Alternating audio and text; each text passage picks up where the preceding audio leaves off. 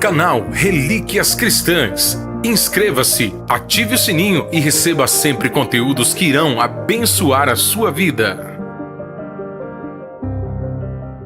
Em tudo somos atribulados, mas não angustiados, perplexos, mas não desanimados, perseguidos, mas não desamparados, abatidos, mas não destruídos. Paulo, 2 Coríntios, capítulo 4, versículo 8 e 9. Seja bem-vindo ao canal Relíquias Cristãs. Pastor Carvalho Júnior está de volta. Como noticiamos há tempos atrás, Pastor Carvalho Júnior havia sumido do cenário gospel. Ninguém mais o via em igrejas, festas e congressos pelo Brasil, como até então era comum em sua agenda. E isso se deu pelo fato que ele vinha cumprindo uma disciplina após ter o seu nome envolvido em um escândalo, sendo proibido de assumir o púlpito, de pregar a palavra e até mesmo de se assentar entre os obreiros no altar. Porém, após meses de absoluto silêncio, nesta última semana, Pastor Carvalho Júnior fez uma aparição onde anunciou algumas novidades para a alegria dos admiradores do seu ministério. Aparentemente abatido e nitidamente mais magro, Pastor Carvalho Júnior anunciou que passará a compartilhar uma série de vídeos com reflexões bíblicas para ensino e edificação dos seus seguidores no Instagram e no Facebook. Além disso, anunciou o lançamento que fará em breve do seu livro O Crente e a Oração, onde fala sobre a necessidade de estar a sós com o Pai Celestial. A pergunta que fica agora é: quando o Pastor Carvalho Júnior voltará a atender as agendas no Brasil e pelo mundo afora, trazendo as mais profundas mensagens para a Igreja de Cristo? E ontem, Pastor Carvalho Júnior publicou o seu primeiro vídeo de reflexão com o tema A Profissão de Jesus. E temos a satisfação de compartilhar agora com você. Siga o Pastor Carvalho Júnior em suas redes sociais. Siga ele no Instagram e continue orando por este amado pastor e também pela sua esposa. Deus lhe abençoe. Olá, meus irmãos em Cristo, eu sou o Pastor Carvalho Júnior. Nós queremos fazer uma reflexão acerca da profissão de Jesus. Evangelho de Marcos, capítulo 6, o versículo 3, diz-nos assim: não é este o carpinteiro? Eu quero analisar com vocês de forma bem lacônica e resumida a profissão de Jesus no período em que ele viveu ali na cidade de Nazaré. Dos 12 aos seus 30 anos, nós temos a ideia de que Jesus, nesse intercurso de tempo, tenha realizado, tenha executado essa função de carpinteiro, profissão essa que ele recebeu do seu pai José. É interessante que a palavra carpinteiro, no grego, é tekton. E a palavra tekton, ela é muito mais abrangente do que o carpinteiro que trabalha apenas com madeira. Ser um tekton, carpinteiro em Nazaré, trabalhava muito mais, ou seja, não só trabalhava com madeira, mas trabalhavam com pedras, trabalhavam com terras e em momentos assim eles trabalhavam também com ferro. Então Jesus, como um carpinteiro lá em Nazaré, um tekton, ele não só trabalhava com madeiras, mas ele trabalhava com pedras e trabalhava com terras, tá bom? E é interessante que ele era reconhecido no Evangelho de Mateus, no Evangelho de Lucas e Marcos. Todos falam da profissão de Jesus. Não é esse o carpinteiro, não é esse o carpinteiro filho de José.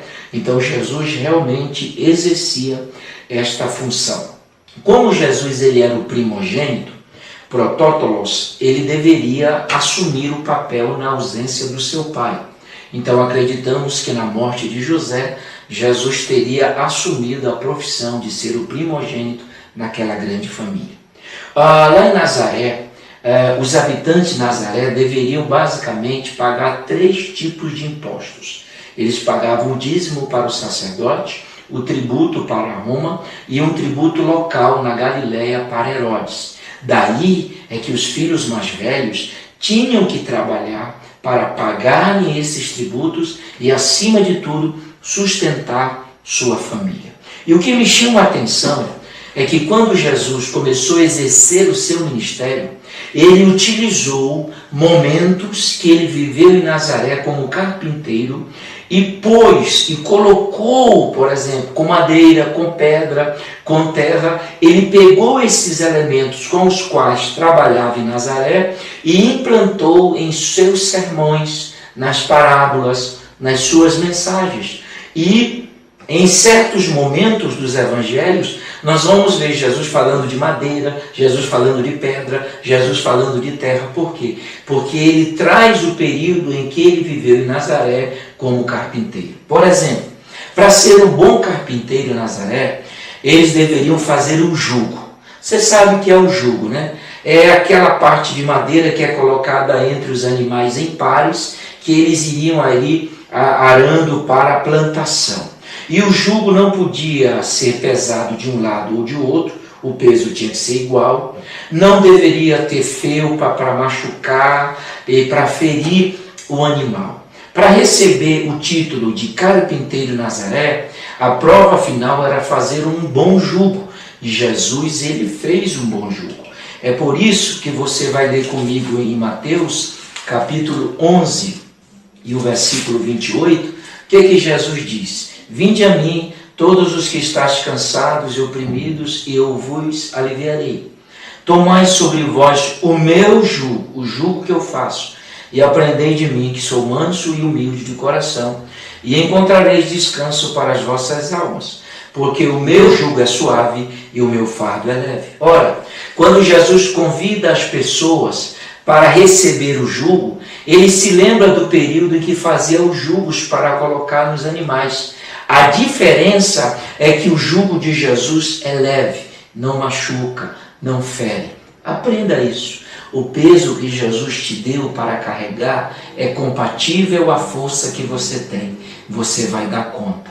Ele não vai te dar um peso além das tuas forças. Mas o tecton não trabalhavam apenas com madeira, mas eles trabalhavam com terras também. Daí você vai entender a quantidade de parábolas, a quantidade de mensagens que Jesus utilizou terra, por exemplo, trabalho, trabalhador, semente, semeador. São expressões que ele utilizava em suas mensagens, lembrando do período que ele semeava lá em Nazaré.